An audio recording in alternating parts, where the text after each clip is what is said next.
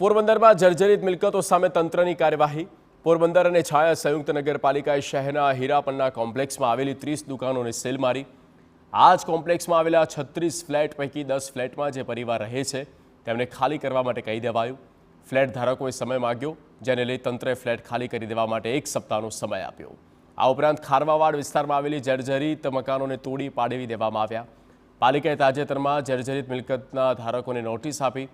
હવે પાલિકાએ કાર્યવાહી હાથ ધરી છે।